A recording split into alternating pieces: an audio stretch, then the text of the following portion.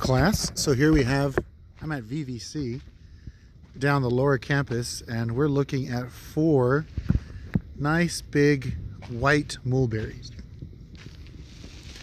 So these are white mulberries. It's called white mulberry because of the bark. The bark is kind of a white color.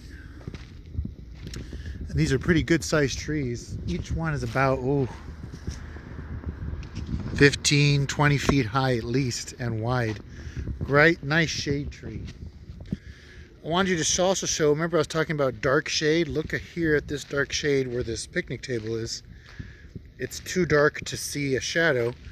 This would be considered full shade or dark shade. So let's look at the bark of the white mulberry.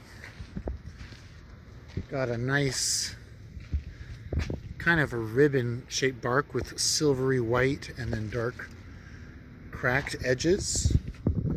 Mulberries are known to have shallow roots, so you want to be wary. You can see this is definitely a shallow rooted plant as it searched for water. Mulberry is actually in the fig family, so it has a roots system like figs, so it is an aggressive rooted plant. And here are the leaves, these really nice, relatively large leaves. And also, like a fig, it bleeds some white latex sap. Let's see if it'll focus. You can see the sap is white, but relatively big leaves.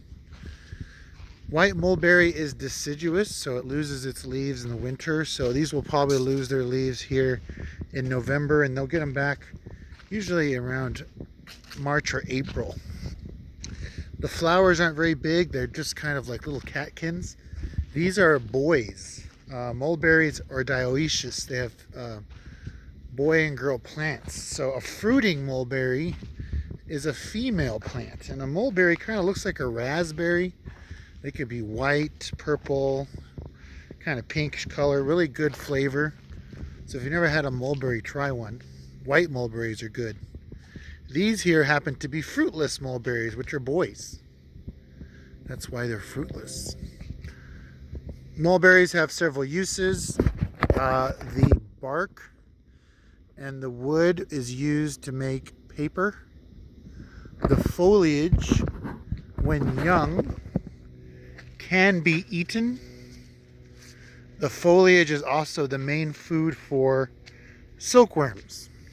So the silkworm industry relies heavily on these to feed little caterpillars.